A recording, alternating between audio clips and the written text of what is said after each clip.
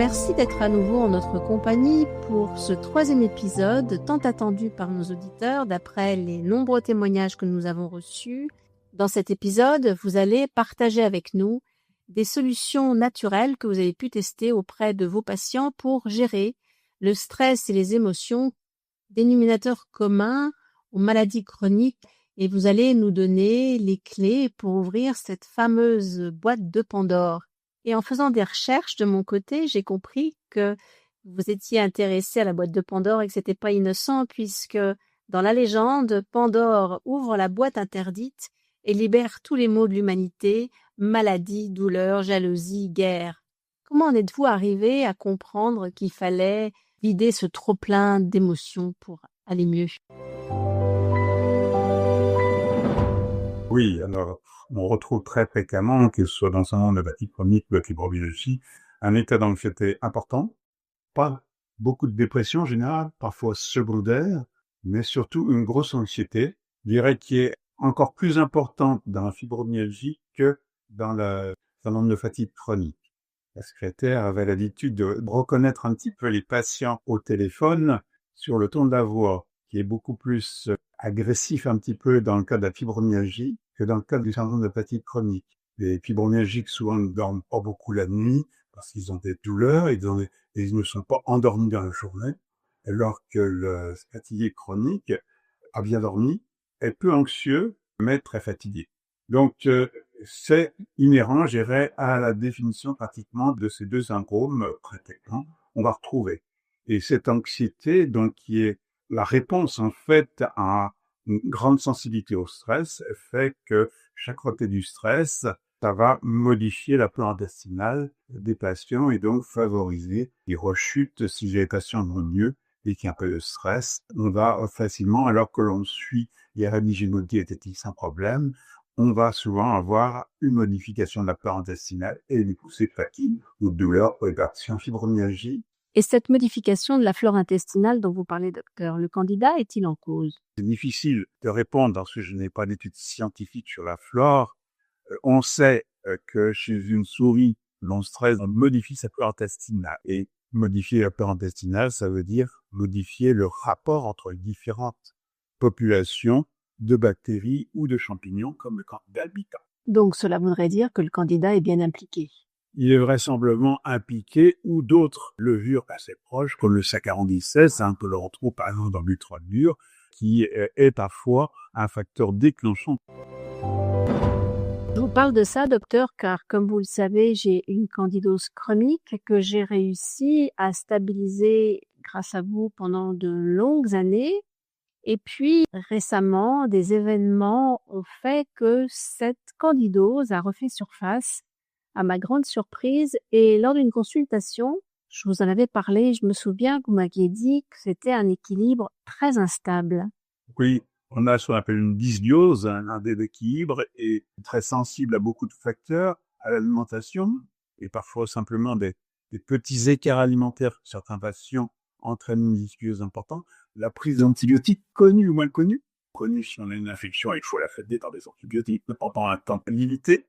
Il ne faut pas faire des traitements antibiotiques au long cours, comme malheureusement la maladie Lyme. Mais parfois, il y a des antibiotiques inconnus dans certains aliments, alors plus haut dans les viandes chez nous, peut-être encore dans les volailles et dans les poissons. Les poissons d'élevage sont arrosés d'antibiotiques pour qu'ils se développent plus rapidement et pour pas qu'il y ait de maladies dans les élevages. Les volailles également. Oui. Le porc? Plus en France, on ne devrait plus avoir d'antibiotiques dans les viandes animales hors volaille. Donc ça, un troisième facteur de dysbiose, c'est le cycle hormonal chez la femme, avec, avant les règles, en général, une diminution des lactobacilles et des bifidobactéries, une augmentation souvent des infections fongiques comme le candida, avec le perte blanche chez certaines femmes, que l'on va retrouver d'ailleurs au moment de la ménopause où la diminution des hormones sexuelles vont entraîner une modification de la flore intestinale. La flore intestinale ne se modifie-t-elle pas dans certains cas, comme par exemple une personne qui s'arrête de fumer? Le tabac est vraisemblablement un facteur de modification de la flore intestinale exogène. Résultat scientifique pour répondre à ça, ça joue sûrement sur la flore buccale et pulmonaire que l'on retrouve maintenant. Et le dernier grand facteur, à mon sens, c'est le stress qui modifie cette flore intestinale. Comme je vous le disais, quand on se passe une souris, on modifie cette flore intestinale. C'est le thème de notre épisode, comment parvenir à gérer ce stress, nos émotions. Ce stress qui, pour les personnes atteintes de maladies chroniques, nous mange de l'intérieur et nous empêche d'aller mieux, vers un mieux-être. Ce stress qui peut même devenir chronique chez certains patients. Dans une société, il faut l'avouer, stressante. Vous nous avez parlé d'ouvrir la boîte de Pandore. Comment l'ouvrir, docteur? C'est compliqué parce qu'effectivement, le stress est très présent et de plus en plus présent et on a des injonctions de la société qui nous poussent à être toujours au taquet et le stress est une réponse naturelle. En fait, faut danger potentiel que l'on pouvait avoir, hein, lorsque vous êtes un animal ou un humain en danger parce qu'il y a un prédateur en point. Il faut en grande vigilance et en état de se défendre ou de fuir. C'est ce que fait normalement le stress et qui va nous permettre en fait de te défendre, hein, de réagir s'il y a une attaque ou autre. Ça va mettre en jeu un certain nombre d'hormones, de l'adrénaline qui fait battre le cœur, le cortisol aussi, qui va faire monter un peu la glycémie pour avoir plus de sucre en sang pour pouvoir courir plus longtemps s'il y a besoin de courir. Bref, ça va mettre en route tout un système qui est normalement nécessaire pour pouvoir survivre lorsqu'il y a un danger. Le problème, c'est que dans nos sociétés, on est maintenant tout le temps en état de stress, sans avoir des moments où on des stress, et donc on peut avoir, au bout d'un certain temps, un certain épuisement de la réponse au stress qui va faire que, par exemple, le cortisol peut ne plus y avoir suffisamment de cortisol en phase aiguë. Il n'y a pas de déficit majeur en général du cortisol, mais on va avoir un déficit de la production à un moment donné et une modification dans le poids cortisol de ce qu'on appelle le rythme éphéméral, c'est-à-dire la variation journalière en fait du taux de cortisol qui varie tout au long de la journée. Vous pouvez rappeler, docteur, ce qu'est le cortisol à nos auditeurs?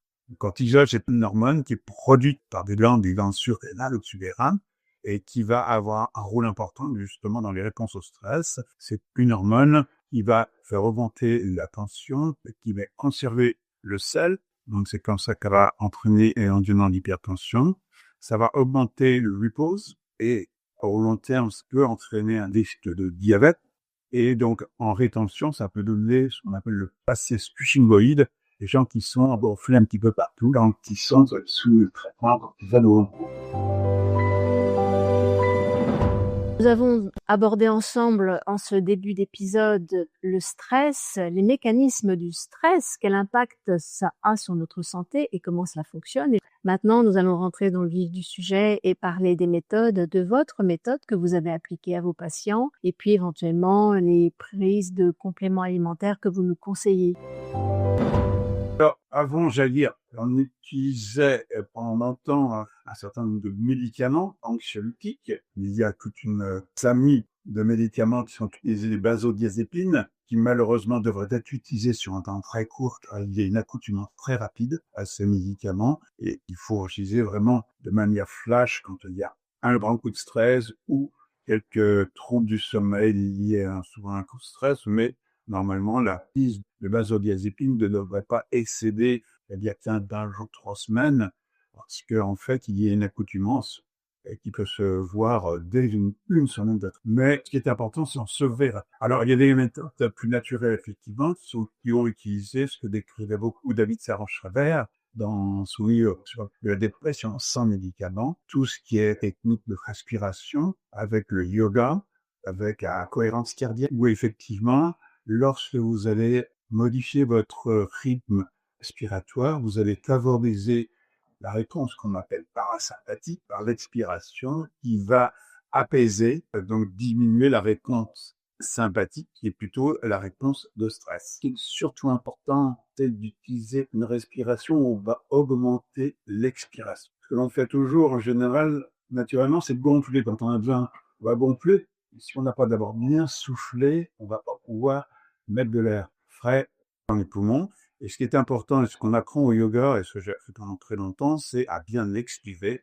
Quand on a un stress, en ce moment, il y a une conférence, qu'on a un examen, la première des choses à faire, c'est à souffler, parce qu'effectivement, ça va permettre de diminuer un petit peu cette sensation de ressenti stressant que l'on peut avoir dans une situation, entre guillemets, à risque, qui peut nous mettre en état.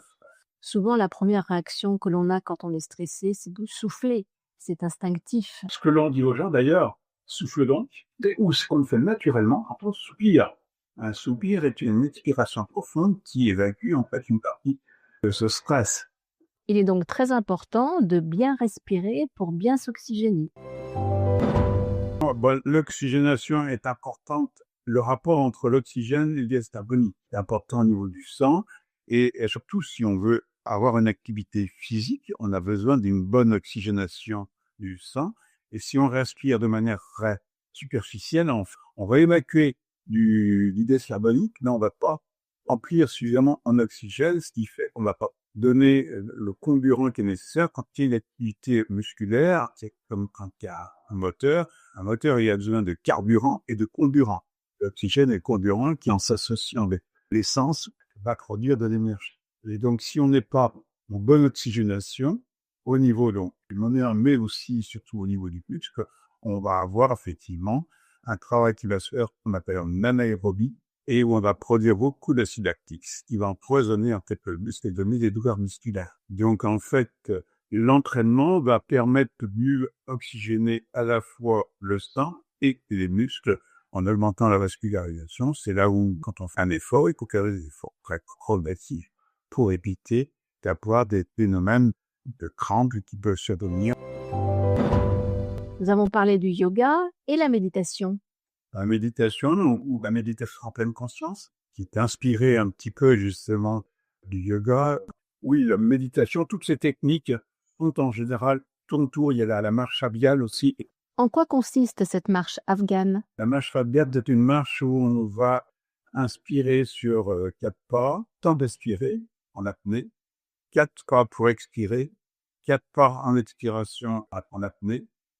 C'est 4-4-4 normalement. Et on peut augmenter.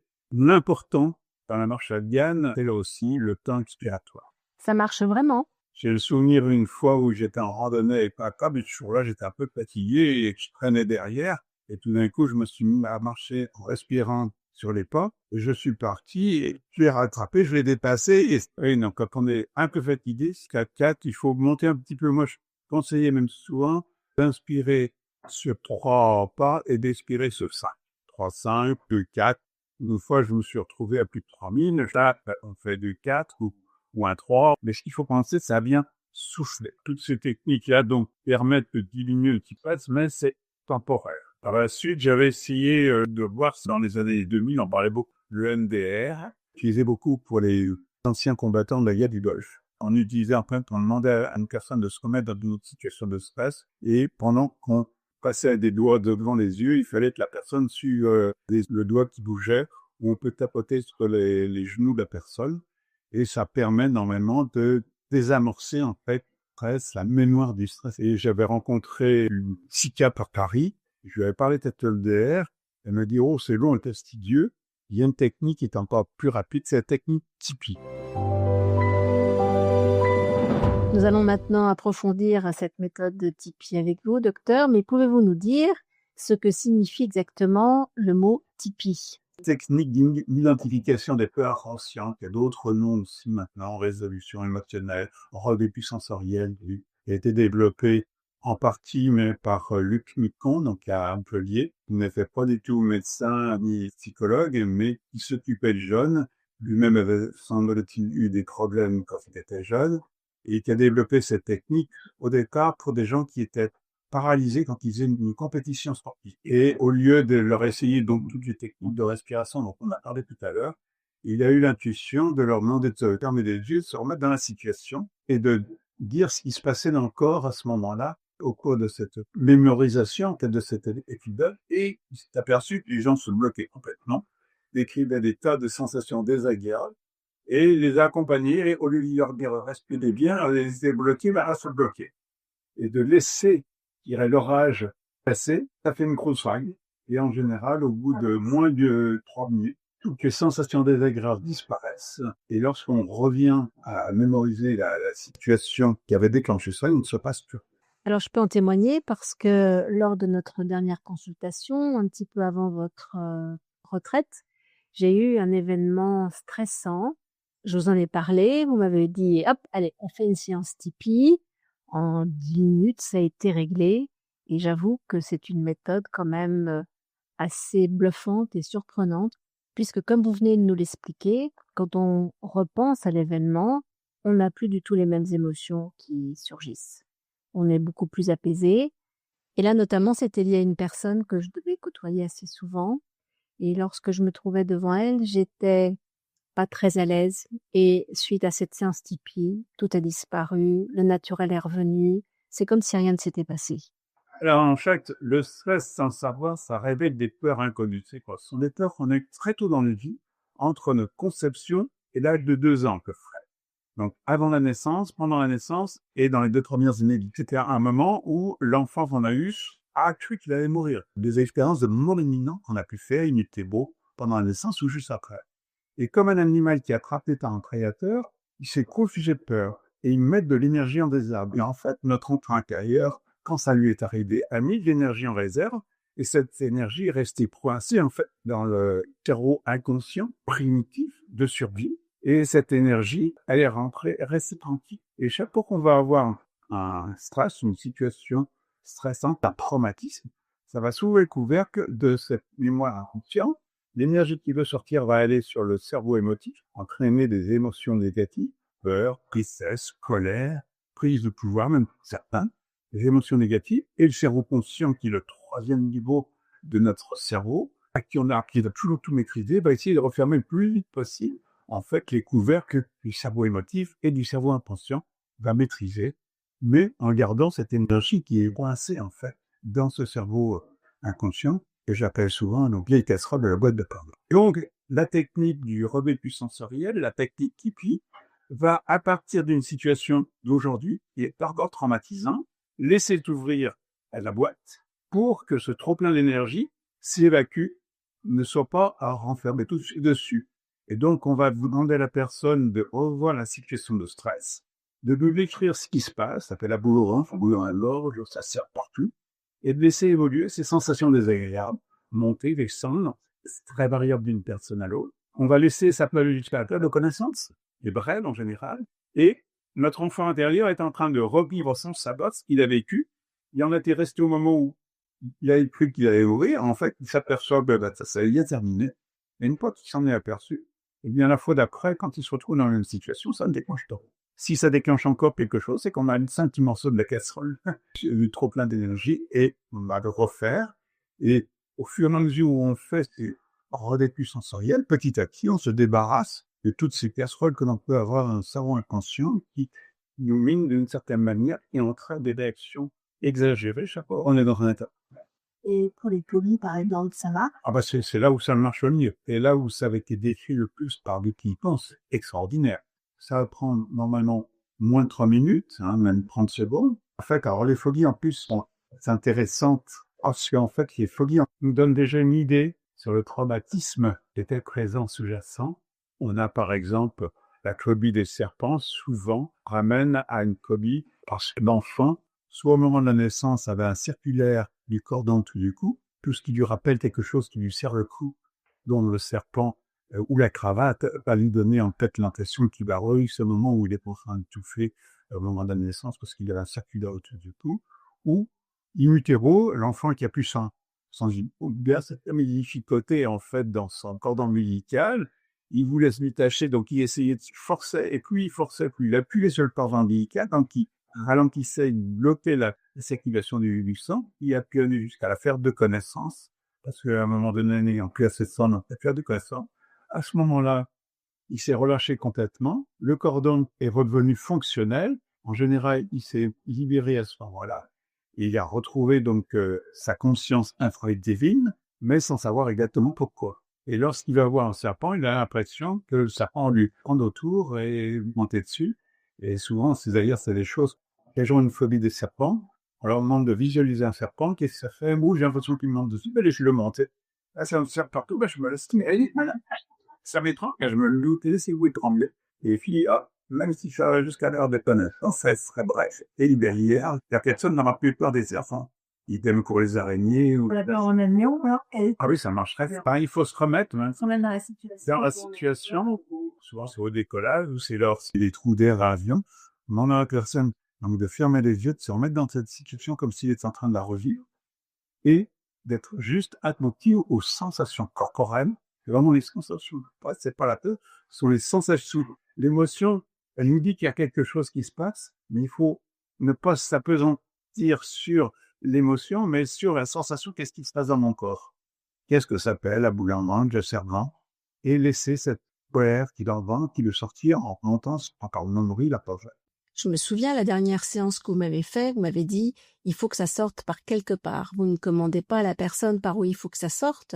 Ça peut sortir par les oreilles, le nez, les voies naturelles. Voilà, alors ça que pour certains, ça passe par les voies naturelles, par d'autres, ça passe par le nombril, par d'autres, ça remonte. La boule qui était dans le ventre remonte dans la gauche, ça sert la gorge, sortant par la bouche, très souvent, mais parfois par les oreilles, par les yeux, par le nez. Les gens ont l'impression de la colère, ces hautes boules de colère qui veulent s'échapper. Ils ont envie de crier, ils ont envie de cracher le feu, d'avoir des dents qui sortent par les oreilles, par le nez.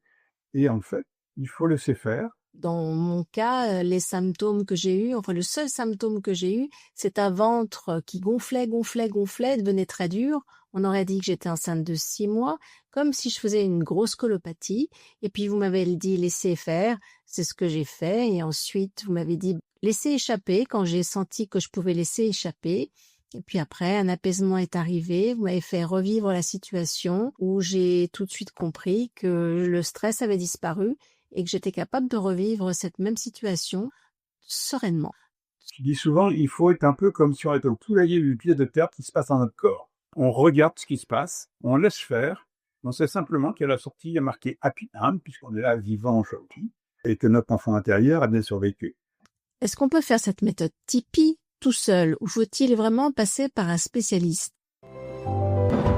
Non, pour moi, je montrerai toujours cette méthode pour que les gens l'utilisent en autonomie par derrière. Souvent, c'est une technique, contrairement à l'OMDR dont je parlais tout à l'heure, qu'on peut utiliser en autonomie. Quand on l'a fait une fois normalement par le thérapeute, on est en capacité de le faire en autonomie. Alors, il y a certaines personnes qui ont du mal à lâcher prise et qui ont parfois des peurs de se retrouver tout seul. Et je me le suis peut-être tout seul en autonomie et bon, ça va buer d'un certain nombre de choses aussi. Je sais que chez vous, c'est presque un automatisme maintenant. C'était presque un automatisme à un moment donné. La personne qui le fait pour la première fois. Il y a des vidéos, je crois, Tipeee en situation. Et il y a des personnes qui racontent comment ils l'ont fait spontanément. Donc la première fois, bon, il faut pas se mettre à fermer les yeux si on met le vertige au bord de la palette. Il faut se mettre dans une situation de sécurité, à thérapie en général, où s'asseoir tranquillement, fermer les yeux et laisser faire. Moi, je l'ai fait il y a encore très longtemps. Une personne en était en montagne, tout d'un coup, elle a eu vertige. On s'est éloigné d'un endroit où elle a eu le vertige. On s'est installé tranquillement. Puis la neige, et il fermé les yeux. Qu'est-ce qui se passe? Ça tourne. Ça tourne. J'ai l'impression que je suis. Laisse-toi aspirer. Comme s'il était aspiré un top vivant. Et laisse faire. Ça sert à deux. Et puis tout d'un coup, il se passe rien. Termine. Et après, quand on était là où il y avait effectivement de vide, elle était plus paniquée avec les gens qui paralysaient comme elle était. J'ai fait aussi récemment avec une enfant aussi qui avait peur du noir et qui a eu toujours beaucoup mal à s'endormir, aidé pour des soirs. Tes parents ont été complètement le fait parce qu'elle n'a pas eu de rigidité à s'endormir le soir. Et après, souvent je demandais aux gens d'écrire pour éventuellement que s'il restait quelque chose, l'occasion d'écriture, on arrive à allumer du... Et si les gens vont voir des films d'épouvante ou des films où il y a du danger, en fait, d'une certaine manière, pour exorciser la peur dans un film d'horreur, on va pouvoir crier et en fait, on va exorciser, on va sortir en fait notre propre peur. La peur qu'on voit sur l'écran réveille sans le savoir nos propres peurs et là, on va se sentir dans la capacité en fait de pouvoir libérer cette peur. Lors d'une consultation, vous m'aviez donné cette feuille sur le Tipeee que vous donniez bien sûr à d'autres patients avec quelques explications. Je pense que je vais la mettre sur mon blog avec votre accord puisque ça peut être un support pour les personnes qui veulent tenter d'adopter cette méthode Tipeee d'une façon autonome. C'est quelque chose que j'avais trouvé sur Internet, qui décrivait bien la technique. Et puis de l'autre côté, c'était ce que je conseillais pour refaire soi-même et avec le lien Internet pour retrouver Tipeee en situation. Donc pour avoir les informations, il suffit de taper Tipeee en situation.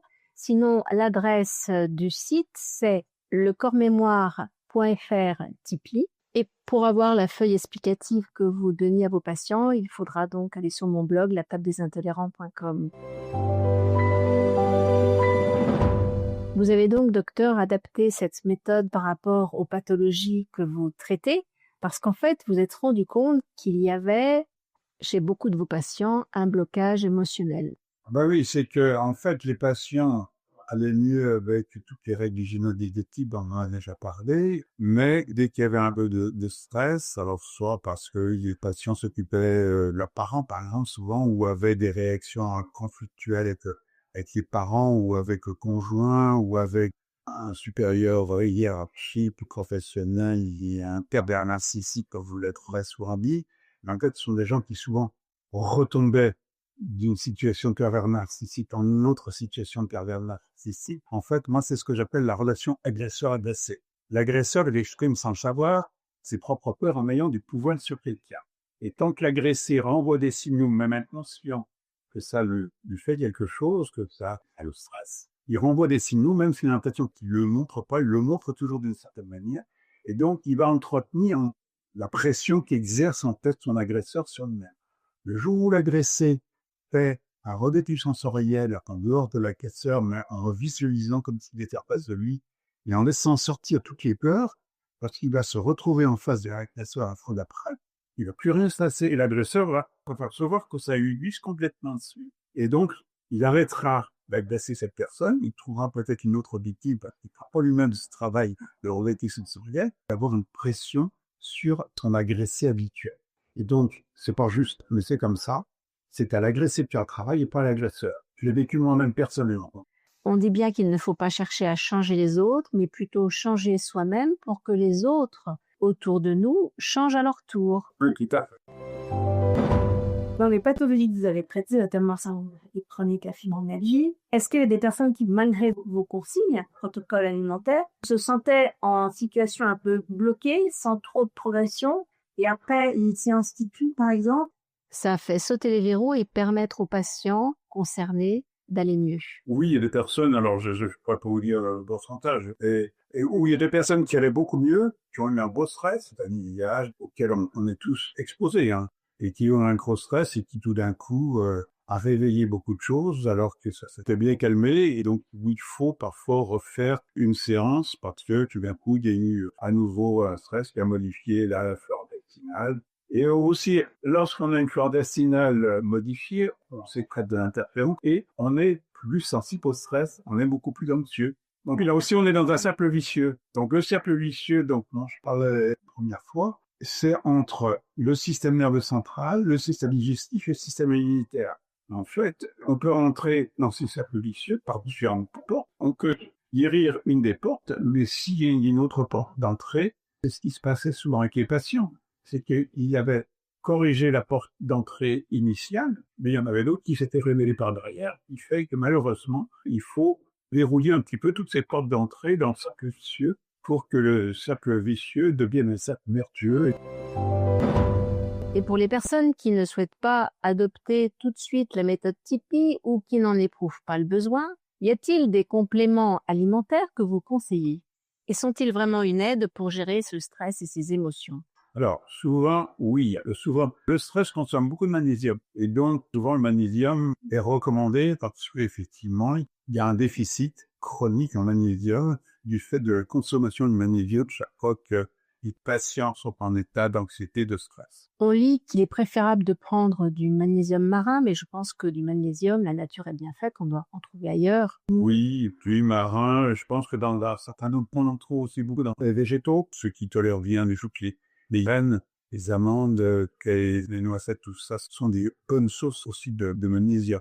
Et pour le sommeil, parce que beaucoup se plaignent d'avoir un sommeil non réparateur ou perturbé, que conseillez-vous, docteur? Pour le sommeil, tout ce qui est balénia sont assez intéressants pour effectivement favoriser un endormissement chez les patients. Pour les gens qui tolèrent le lait aussi, après le lait, c'est riche en tryptophane, ça va favoriser le sommeil avant de se coucher ou même en pleine nuit. Vous avez une insomnie, moi ça m'arrive souvent, j'ai pas d'intolérance du tout aux produits lactés, et donc je vais prendre un petit peu un verre de lait et en général ça me permet de me rendormir alors que j'arrivais pas à m'endormir. Un verre de lait ou un yaourt, non, c'est le verre de lait. Moi, c'est souvent le beurre de lait. La banane est aussi très riche en tryptophane. Je pense à la mélatonine. La mélatonine, alors, c'est un médicament, effectivement, mais pas que c'est une hormone qu'on produit naturellement, qui est maintenant commercialisé sous forme de médicament, qui est très naturel. Il va permettre, effectivement, l'endormissement. C'est très proche de la sérotonine. C'est produit à partir du tryptophane. Quand vous prenez du tryptophane, il va se transformer en sérotonine et en mélatonine. À condition voilà, qu'il n'y ait pas de lumière bleue, par exemple, c'est pas une lumière d'écran entre au moins 2 heures avant ça va permettre un endormissement, ça va pas permettre une nuit complète. Puis effectivement, il y a un fond anxieux et qu'on se réveille, il y a... Non, oui, la mélatonine est une bonne chose. Alors, éviter aussi des choses qui mettent le cerveau en activité le soir, donc tout ce qui est lecture, faut pas agresser, j'allais dire, un policier le soir, c'est pas forcément une bonne chose. De même, la télévision, tout ce qui est écran à éviter, hein. Et puis le sport. Éviter de faire du sport 2 à 3 heures avant de se coucher. Parce qu'en fait, on va monter sa température corporelle. Et en fait, pour s'endormir, il faut que la température corporelle baisse un petit peu. Donc, si vous avez fait un footing de 30 minutes ou une heure avant, vous aurez du mal à vous endormir. Même si vous êtes fatigué physiquement, vous pourrez avoir du mal à vous endormir du fait de l'augmentation de la température. Puis après, il y a des laboratoires Oui. comme, je sais pas comment ils s'appellent, il y a des archipresse, Oui, choses comme ça. comme il stresse. Enfin, Qui fonctionnent quand même, hein. Ah oui, mais oui. Alors malheureusement, tous ces laboratoires n'ont pas fait d'études randomisées pour savoir quelle est la part de l'effet placebo et de l'effet réel. Je pense qu'il y en était réel. Et donc, n'ayant pas d'essais randomisés, ils ne peuvent pas être considérés comme des médicaments. Et donc, certains médecins ne vont pas vouloir les prescrire parce qu'il n'y a pas d'études. Et d'autre part, il n'y a aucun remboursement de prévu sur ces compléments dits alimentaires. Très souvent, de toute façon, il n'y a plus beaucoup de choses remboursées. On dit, je vais le médecin, personnellement, je me retourne beaucoup vers les compléments alimentaires qui m'aident pas mal quand même, hein. Je pense que ça aide. Moi, les compléments, c'est plutôt l'expérience de mes patients. J'ai développé l'utilisation de charbon-marie, donc acide marine, qui était donné autrefois pour les problèmes de foie. Et en fait, un de mes patients m'a dit, un médecin chinois me donne du charbon-marie, du rhum. Pourquoi? Parce que ça fait du bien sur la fatigue. Ah. Bon, et donc à ce moment-là, je regardais sur Internet et j'ai trouvé que c'était la cinémarie qui était la substance active. Et il y avait, dans les années 2007-2008, je me souviens bien, 2 articles qui étaient montrés que sur des lymphocytes actifs et du candidat Biocoque, il y avait diminué la production d'interférons. Exactement ce qui se passait in vivo chez mes patients. Et donc, effectivement, par la suite, j'ai donné, alors il y a un médicament qui s'appelle Lédiano, autrefois. Et on en trouve aujourd'hui, le charbon. Oui, il y en a. Il faut par contre choisir du charbon maré où il n'y a que du charbon maré et le moins d'excitant possible. Oui, Bien doser. Ouais. Pendant combien de temps faut-il en prendre? Il pense qu'il faut en prendre pendant 15 jours, un mois, et si en effet, refaire des cures, parce que l'interféron aura tendance à se produire chaque fois qu'il y a une stimulation des lymphocytes. Si ça marche, en gros dans 50% des cas chez mes patients. Alors, je peux en témoigner et je dois faire partie des 50% des patients sur lesquels ça marche parce qu'effectivement, j'avais fait une rechute de candidose et j'ai tout de suite repris du chardon-marie et j'avoue que c'est assez probant et efficace et je dirais même que ça joue aussi sur la prise de poids. J'ai l'impression qu'à chaque fois, je dégonfle un petit peu.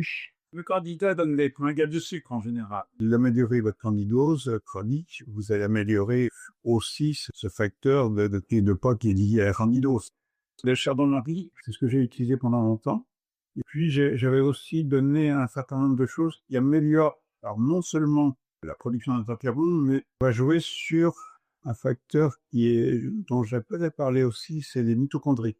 La mitochondrie, c'est la centrale énergétique de nos cellules, qui a besoin d'un certain nombre de substances pour pouvoir bien fonctionner. On élite nos mitochondries de nos mamans. Il n'y a pas une transmission par spermatozoïde, mais uniquement par lobule maternel. Et c'est la centrale qui va fournir l'ATP, l'énergie nécessaire aux cellules. Et ces mitochondries ont besoin de différentes molécules d'acétylcystéine qui leur permettent de bien fonctionner. Alors, il y a des pas de mélange en dessous maintenant dans les compléments alimentaires pour améliorer cette fonction des mitochondries. Vous en parlez de ces compléments alimentaires pour stimuler les mitochondries dans votre livre Stop à la fatigue et mieux la comprendre pour vivre mieux au quotidien, paru aux éditions Duno.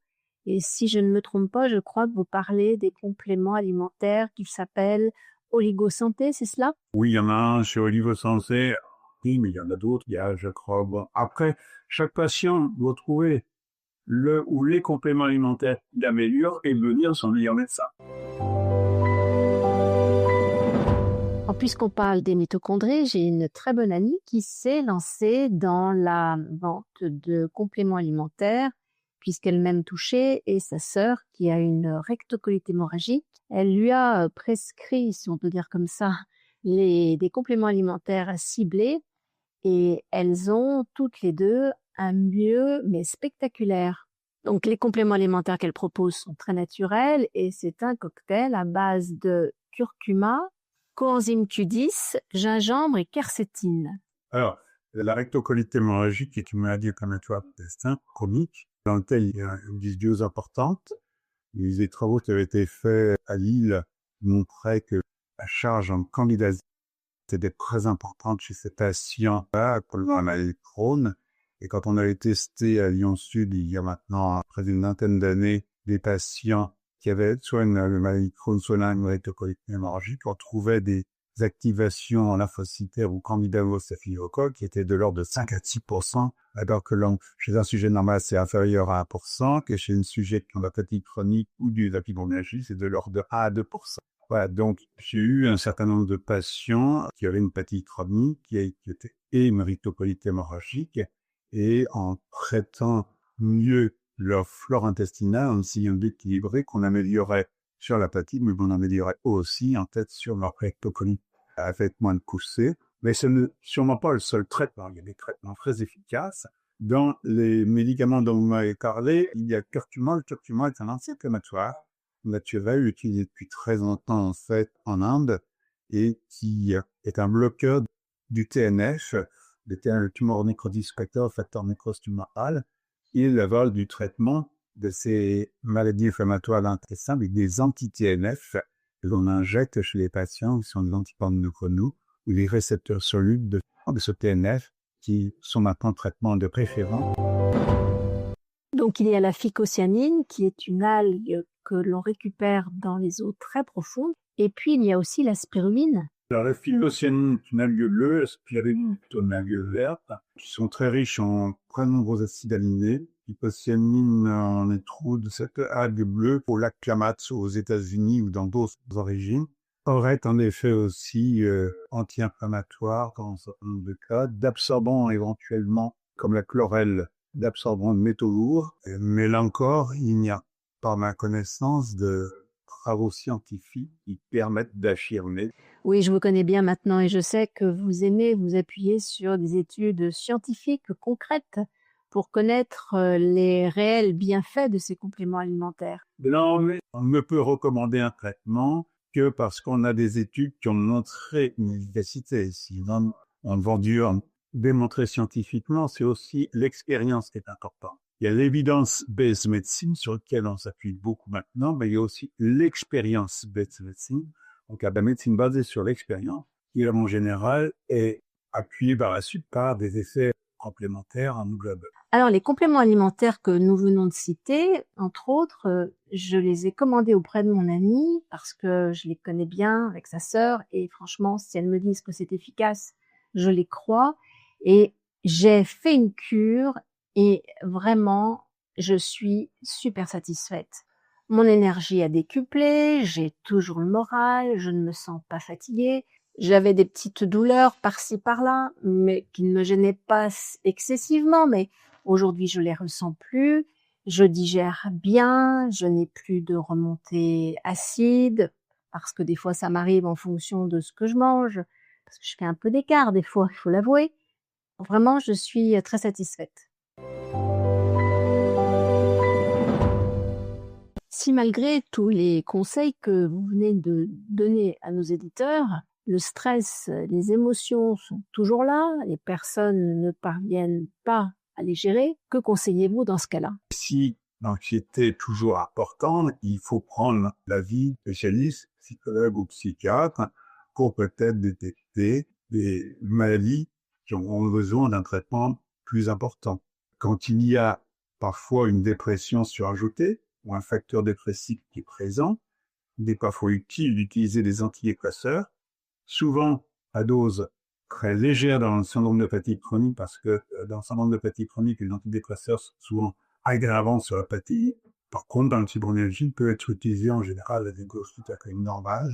Un des médicaments qui a montré une efficacité, c'est le Laroxyl, sur des essais randomisés qui avaient montré effectivement un effet chez les patients en fibromyalgie, mais qui en général échappait au bout d'un certain nombre de mois.